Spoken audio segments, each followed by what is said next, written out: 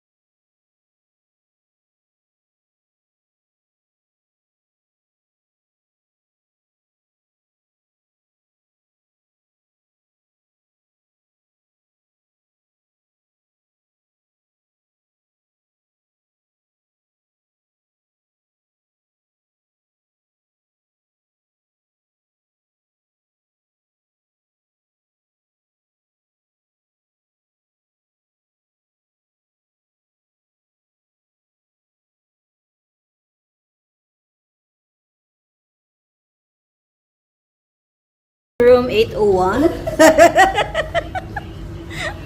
Room 801.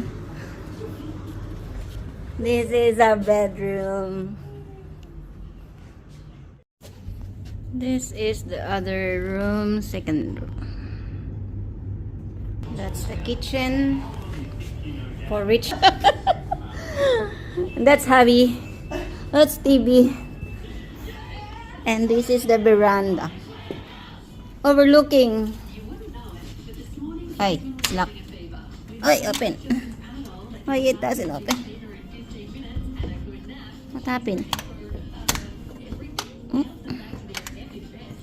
Oh, don't like honey. Expensive hotel, but we only have coffee. And that one. Going to get the order. Ground floor. Ito guys, yung ground floor. Yung reception area. Ni-order nila hubby. Indonesia food. Indian food pala. This is our anniversary treats there, oh. Oh, pang Indian food lamb.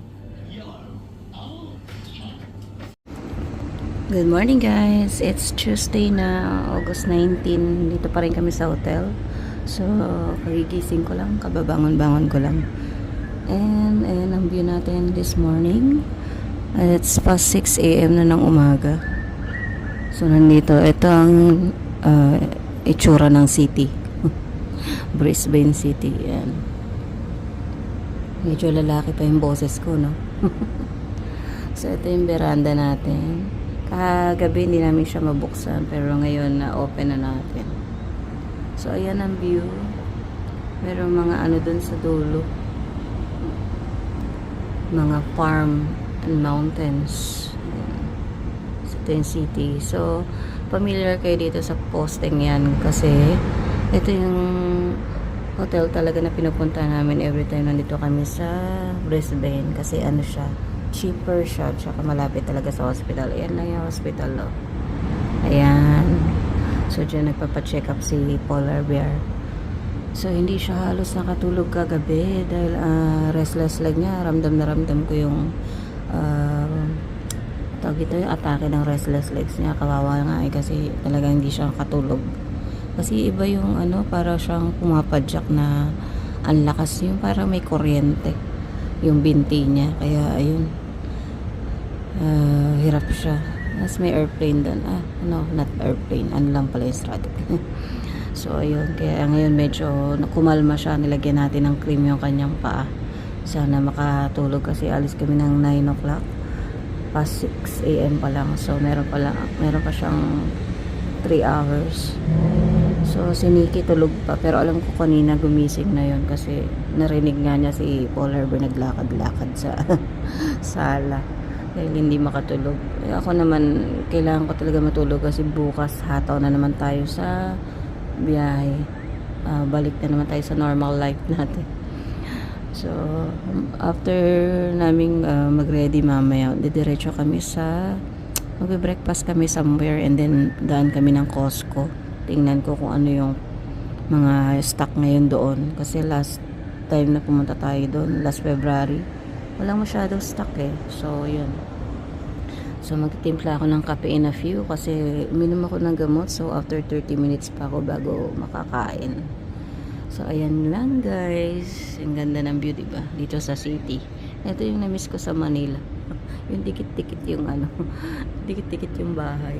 Tsaka yung building. And sa atin kasi doon sa Bundaberg hindi ganito. Sa town lang. Pero pagdating doon sa ating lugar wala yung ano, mga kapitbahay natin. Ayan.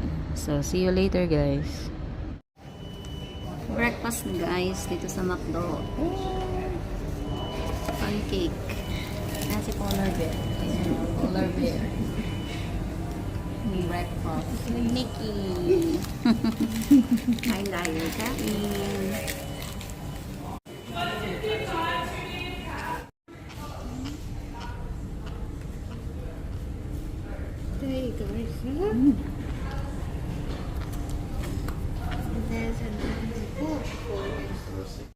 Sa Costco na kami guys. We're in Costco. Costco will cost you a lot of money. Done na guys. Naka 200 na yung lagay na yan. Ayun lang nabili ko. And we're going na back to Bundaberg. Babiyahe na kami.